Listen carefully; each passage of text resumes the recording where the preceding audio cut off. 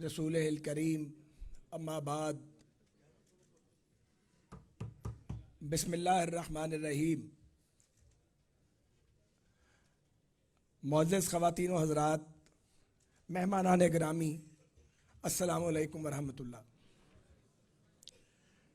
ख्वाजा मोहम्मद रफ़ीक शहीद के यौम शहादत पर हम 1978 से 78 से हर साल एक सेमिनार का इनकाद करते हैं और उसमें वतन अज़ीज़ को दरपेश मसाइल पर, इश्यूज़ पर बात की जाती है और मुख्तलिफ़ मकातिब फ़िक्र के लीडर्स अकाबिर वहाँ आकर इज़हार ख़याल करते रहे हैं।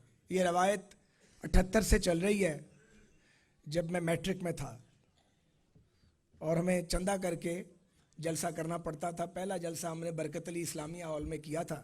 वो एक तारीख़ी हॉल था और मुझे अभी तक याद है कि हमने 1200 रुपये इकट्ठे किए थे और उस वक्त हमने वो प्रोग्राम किया था। तो वो अनइंटरप्टेड चलता रहा। हम जेल में गए या जहाँ भी थे, लेकिन ये निज़ाम चलता रहा। मगर इस बार ये तकरीब 3 साल के वक्फे के बाद मुनक़िद हो रही है। पिछले साल कोविड का ज़ोर था बहुत ज़्यादा और उससे पीछे 2 दिसंबर जेल में गुजर गए। उस वक्त ये होता था कि अगर मैं अंदर होता था तो सलमान साहब बाहर होते थे, वो मैनेज करते थे।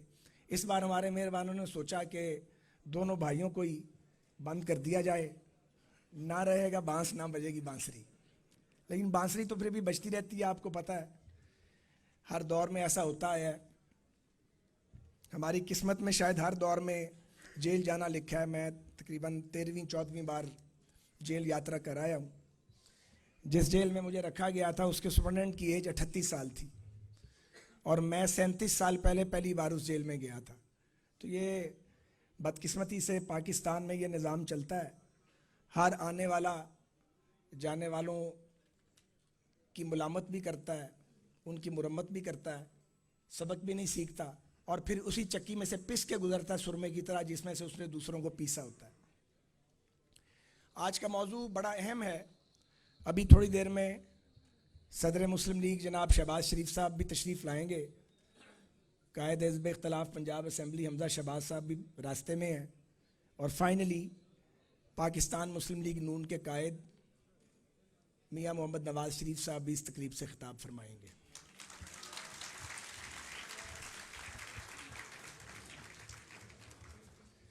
जब मैंने मियाँ नवाज़ शरीफ साहब को रिक्वेस्ट की कि आप खिताब फरमाएं, आरिफ साहब मेहरबानी करके खामोशी इख्तियार करें तो मैं बात कर सकूं, प्लीज़ खामोशी।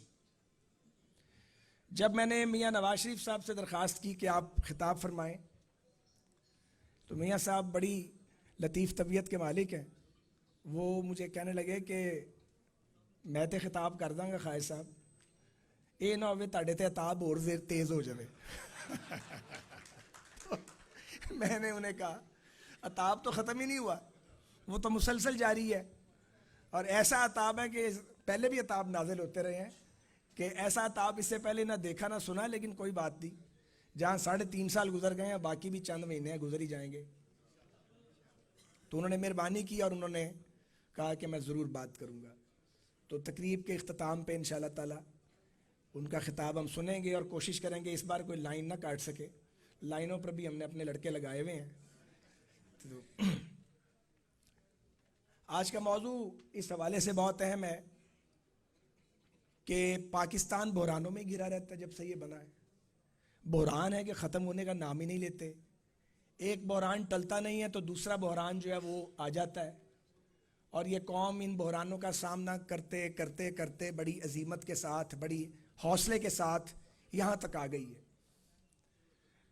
और हर वक्त ये लगता है कि मुल्क ख़तरे में है और वाकई ख़तरे वाली बात होती है। लेकिन अल्लाह ताला की करम नवाजी से बना हुआ ये मुल्क, औलिया कराम के फ़िज़ान से बना हुआ पाकिस्तान, अल्लाह ताला इसका निज़ाम चला रहा है। वरना इसको चलाने वालों ने इसको बर्बाद करने में कोई कसर नहीं छोड़ी। लेकिन मैं ये समझता हूँ और ये मेरी कंसिडर्ड ओपिनियन है कि ख़राबी की बुनियाद इस मुल्क में लगने वाले मार्शल लॉ हैं। इसमें किसी को कोई शक नहीं रहना चाहिए, क्योंकि जनरल अयूब खान डे 1 से बदनीयत थे اور ان کی بدنیتی جو تھی اس نے پاکستان کی بنیادوں کو سب سے پہلے کھوکھلا کیا. اور پہلے جھوٹ بھی اس وقت بولے گئے جب خوشحالی کے سنہرے باغ دکھائے جا رہے تھے اور پاکستان کو امریکی قرضوں کی دلدل میں دھکیل دیا گیا تھا اور امریکہ کی ٹاؤٹی بھی سب سے پہلے ان کے دور میں شروع کی گئی تھی. انہی کے دور میں کلمہ حق کہنے والوں کی کردار کشی شروع ہوئی. انہی کے دور میں پولیٹیکل ایک کنگز پارٹی بنائی گئی. انہی کے دور میں وہ سازشیں ہوئی جنہوں نے بالآخر پاکستان کو توڑ دیا. اور یحییٰ خان ان کی ایکسٹینشن تھے. اور پاکستان ٹوٹنے کے بنیادی عوامل میں اس کی بنیاد رکھی گئی جس دن 56 کا آئین توڑ دیا گیا تھا. اور جس دن ایک فرد واحد نے کہا کہ جو میں کہہ رہا ہوں وہی آئین ہے، حالانکہ وہ آئین نہیں تھا، وہ ایوب خان کا بنایا ہوا چربا آئین تھا. تو خرابی کی بنیاد اس ملک میں مارشل لاء نے رکھی ہے، مجھے یہ کہنے میں کوئی شک نہیں ہے. اور دوسری سچائی یہ ہے کہ یہ مارشل لاء سیاسی تلچھٹ کو جنم دیتے ہیں. ایسے لوگوں کو اسمبلیوں میں پہنچاتے ہیں، ایسے لوگوں کو حکومت میں لایا جاتا ہے جنہیں ملک چلانے کا کیا شہر چلانے کا کوئی تجربہ نہیں ہوتا. سیاسی جدوجہد کرنے والے لوگوں کو سائیڈ لائن کر دیا جاتا ہے اور جاگیرداروں اور سرمایہ داروں کی اولادوں کو اور ان کے نمائندوں کو مضبوط کیا جاتا ہے. اور جب وہ غلطیاں کر کے سیکھ جاتے ہیں تو اس کے بعد پھر ان کو بھی نکرے لگایا جاتا ہے. پھر کوئی جلا وطن ہوتا ہے، کسی کو پھانسی دی جاتی ہے اور کسی کو برسر عام قتل کر دیا جاتا ہے. یہ پاکستان کی بدقسمت تاریخ ہے. مجھے کہتے ہیں تو میں نہیں بولتا، لیکن میرے نہ بولنے سے فرق نہیں پڑے گا. تاریخ نہیں بدلے گی، تاریخ یہی رہے گی، سچائی بھی یہی رہے گی. اور دوسرا سچ یہ ہے کہ پاکستان میں سمجھتا ہوں کاغذوں میں آزاد ہوا تھا. آزادی پاکستان کے عام آدمی تک پہنچنے نہیں دی گئی. اور تیسری سچائی یہ ہے کہ اس ریاست میں جہاں آئین بھی موجود ہے، قوانین بھی موجود ہیں، پارلیمنٹ بھی بار بار معرض وجود میں آتی ہے، جنگل کا قانون اس میں نافذ ہے. اور ریاست کو جنگل بنایا گیا ہے. جب اس کو ٹھیک کرنے کی کوشش کی جاتی ہے، جو لوگ اسے ٹھیک کرنے کی کوشش کرتے ہیں وہ یا بھارتی ایجنٹ قرار پاتے ہیں، یا غدار قرار پاتے ہیں، یا شرپسند قرار پاتے ہیں، یا باغی قرار پاتے ہیں. اور پھر ان میں سے بعض لوگ پٹری سے اتر بھی جاتے ہیں اور وہ پٹری سے اتر کے ایسا نقصان پہنچاتے ہیں جو irreparable لاس ہوتا ہے، مگر پھر بھی سبق نہیں سیکھا گیا. اور یہ بھی سچ ہے کہ پاکستان میں نظریہ ضرورت اس کی بدروح اب بھی گھوم رہی ہے. جیسے ایوب خان کی بدروح ابھی تک دفن نہیں ہوئی، نظریہ ضرورت کی بدروح بھی دفن نہیں ہوئی. یہ بدروہیں جو ہیں انہوں نے پاکستان کا گھیراؤ کیا ہوا ہے. اور اس سے اگلا کڑوا سچ یہ ہے کہ پاکستان کی سیاسی جماعتیں جو اپنے آپ کو منظم نہیں کر سکیں اور شاہی سلطنتوں میں تبدیل کر دی گئی، یہ بڑا کڑوا سچ ہے. اور جب ہم یہ فیصلہ کرتے ہیں کہ ہم نے مارشل لاء کا مقابلہ کرنا ہے تو یہ بھول جاتے ہیں کہ اس کی کوئی تیاری ہم نے نہیں کی ہے اور ہم اس کا کبھی بندوبست نہیں کرتے. اور یہ بیماری پاکستان کی تمام سیاسی جماعتوں کو لاحق ہے کہ یہاں پہ ہم نام کی جمہوریت دیتے ہیں، عملی جمہوریت بھی جماعتوں کے اندر نہیں دیتے ہیں. تو میں یہ سمجھتا ہوں، بہت لمبی بات نہیں کرنی چاہیے، لیکن میں یہ سمجھتا ہوں کہ اگر ہم نے پاکستان کو ٹریک پہ ڈالنا ہے تو سب سے پہلے پاکستان کی پولیٹیکل پارٹیز کو اپنے آپ کو عام آدمی تک لے جانا پڑے گا. یہ ایک سوال ہے کہ لوگ کروڑوں ووٹ دیتے ہیں لیکن جب وقت آتا ہے تو لوگ باہر نہیں نکلتے، اور باہر نکل کے لوگ سیاسی جماعتوں کی کال پہ لاکھوں لوگ کیوں نہیں نکلتے؟ ووٹ کروڑوں مل جاتے ہیں، لوگ ہزاروں نکال رہے ہوں تو ایڑی چوٹی کا زور لگ جاتا ہے. اس کی وجہ ہے کہ سیاسی جماعتوں نے بشمول میری جماعت کے اپنے آپ کو منظم ہی نہیں کیا. اگر آپ اپنے آپ کو منظم کریں، آپ لوگوں کے مسائل جو ہیں، عام آدمی کا مسئلہ، جو گلی کا مسئلہ ہے، گاؤں کا مسئلہ ہے، اس کے ساتھ اپنے آپ کو ریلیٹ کریں، اپنی قیادتوں کو تربیت دیں اور پک اینڈ چوز نہ کریں، تو پھر آپ دیکھیں اس ملک میں کبھی مارشل لاء نہیں آئے گا. اگر یہ معلوم ہو کہ 5 لاکھ 10 لاکھ آدمی 22 کروڑ کے ملک میں روڈ پہ آ سکتا ہے کون مارشل لا لگائے گا پاکستان میں؟ کون سا جج نظریہ ضرورت کے تحت فیصلہ دے گا؟ کون سی نیب پھر کسی کو پکڑے گی؟ پھر ہاتھ کانپیں گے اور ٹانکیں لرزیں گی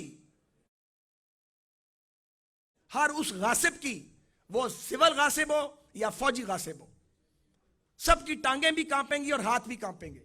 لیکن اگر لوگوں کو یہ پتا ہو کہ آپ کو پکڑ کے پابند سلاسل کر دیا جائے گا ملک کے سب سے بڑے لیڈر کو، اور باہر 150 آدمی بیٹھا ہوگا، تو پھر اگلے تو پکڑیں گے آپ کو۔ یہ بڑا کھلا سچ ہے۔ مجھے اپنی جماعت میں یہ بات کرتے 30 سال ہو گئے ہیں، اب تو میں اتنی بات نہیں کرتا، کبھی کبھی کرتا ہوں۔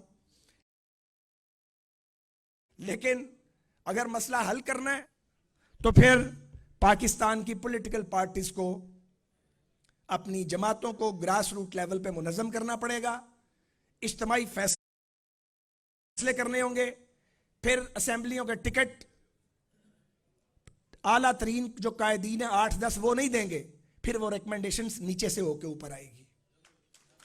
یہ ابھی ہم نے ایک تجربہ کیا کینٹونمنٹ بورڈ کے الیکشن میں، میرے حلقے کے بہت سے لوگ بیٹھے ہیں، الیکٹڈ کونسلر بھی بیٹھے ہیں، وہ بھی تشریف لائے ہیں جنہیں ٹکٹ اس بار نہیں ملا، وہ بھی جماعت کے ساتھ کھڑے ہیں، کوئی وائلیشن نہیں ہوئی۔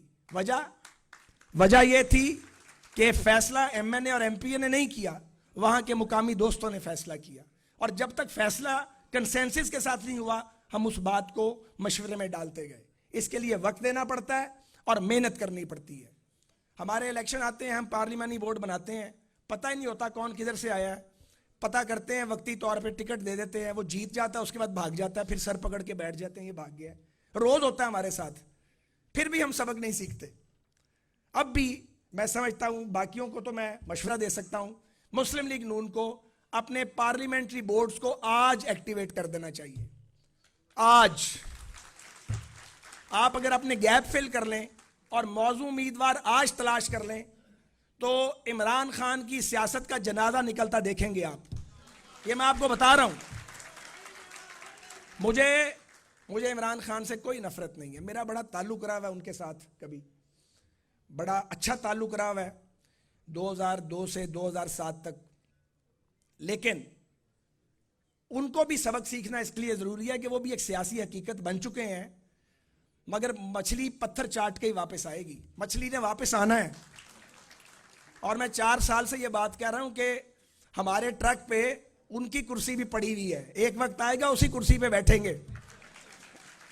اگر پیپلز پارٹی اور مسلم لیگ جو دریا کے 2 پارٹ ہیں، ملتے بھی نہیں ہیں، جدا بھی نہیں ہوتے، الگ الگ سیاسی جماعتیں ہیں، اپنا اپنا فلسفہ ہے، لیکن جب اس ملک میں پولیٹیکل سٹرگل شروع ہوتی ہے تو ہمیں اکٹھے ہونا پڑتا ہے، یہ سیاسی برادری کو اکٹھے ہونا پڑتا ہے۔ عمران خان صاحب، آپ اس سیاسی برادری کے ممبر ہی نہیں بنے، آپ نے تو کسی سے ہاتھ ہی نہیں ملایا،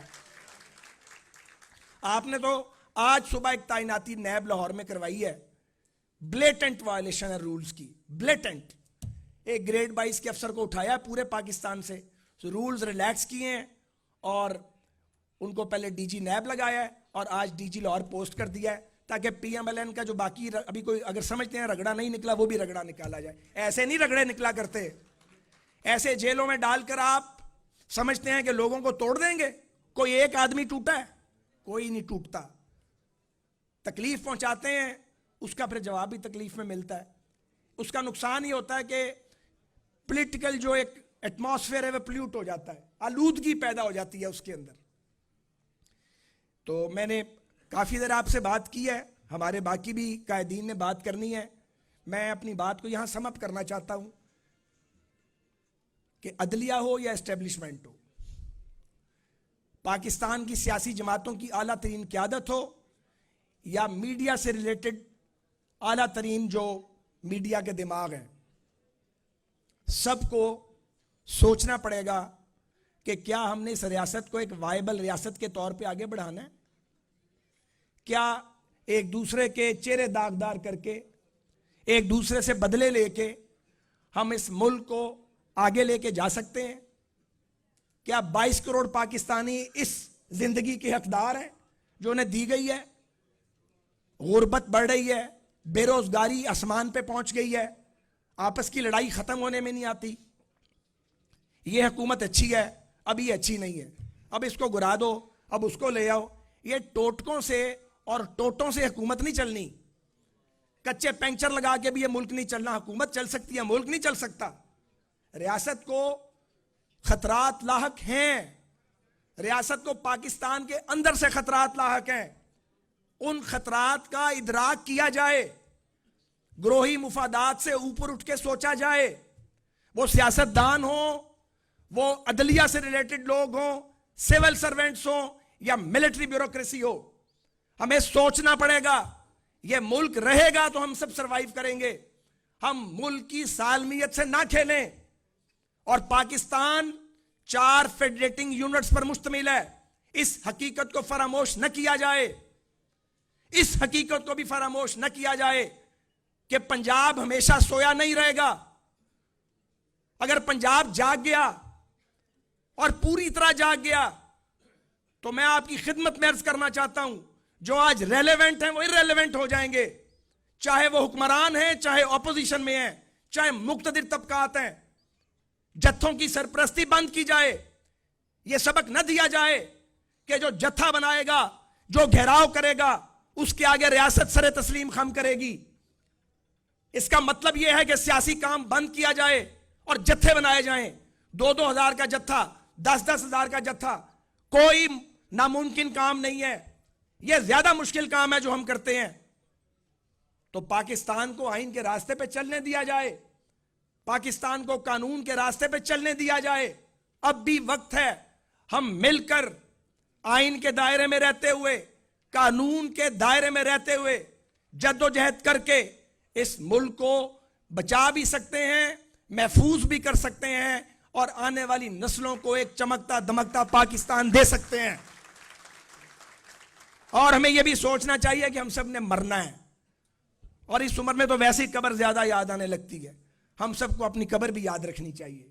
اگر ہم ایسا کر سکیں اور اپنی ذات، اپنی جماعتوں، اپنے گروہوں اور اپنے اداروں کے خول سے اوپر اٹھ کے پہلے پاکستانی بن کے سوچیں اور نفرت کے رشتے قائم نہ کریں، تو مجھے یقین ہے کہ وطن عزیز پاکستان کو، اس مملکت خداداد کو بحرانوں سے نکالا جا سکتا ہے. پاکستان آگے بڑھ سکتا ہے، پاکستان قابل رشک ترقی کر سکتا ہے. لیکن اس کے لیے اس کی بنیاد بہرحال پاکستان کی سیاسی برادری کو رکھنی ہے. یہ جو منہ کھول کے ہم الزام لگاتے ہیں ایک دوسرے پر بغیر ثبوت کے، جو گالیاں دیتے ہیں ایک حکومت گرانے کے لیے یا گندا کرنے کے لیے، جھوٹ بولتے ہیں، اس سے گریز کریں. سیاسی برادری آپس کے تعلقات کو بہتر بنائے. اور یہ جو ووٹوں کی خرید و فروخت کا دھندا پھر شروع کیا گیا ہے، اس کو بھی واپس کریں، اسے دفن کریں. یہ آپ لوگوں کو خراب کریں گے، پھر آپ کو دینا آئے گا. تو ہمیں بیٹھ کے، میں یہ کہنا چاہتا ہوں، مساق جمہوریت 2 جماعتوں نے کیا تھا، اس کو ریفریش کرنے کی ضرورت ہے، اس کو ری وزٹ کرنے کی ضرورت ہے. یہ کام ہے جو ہمیں کرنا چاہیے. ہم نے یہ کام کیوں نہیں کیا اب تک؟ ہم نے مساق جمہوریت کو باقی سیاسی جماعتوں تک ایکسٹینڈ کیوں نہیں کیا؟ ان سے بھی بات کریں، قوم پرست جماعتوں سے بھی بات کریں، ان کو بھی لائیں.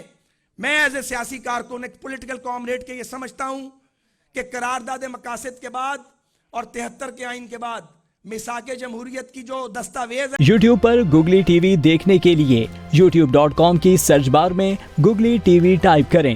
گوگلی ٹی وی کے پیج پر سرخ رنگ کے سبسکرپشن والے بٹن پر کلک کرنا نہ بھولیے. یوٹیوب پر اپلوڈ ہونے والی ویڈیو سے باخبر رہنے کے لیے بیل آئیکن پر کلک کیجیے. آپ کو ہر نئی آنے والی ویڈیو کے بارے میں نوٹیفیکیشن موصول ہو جائے گا.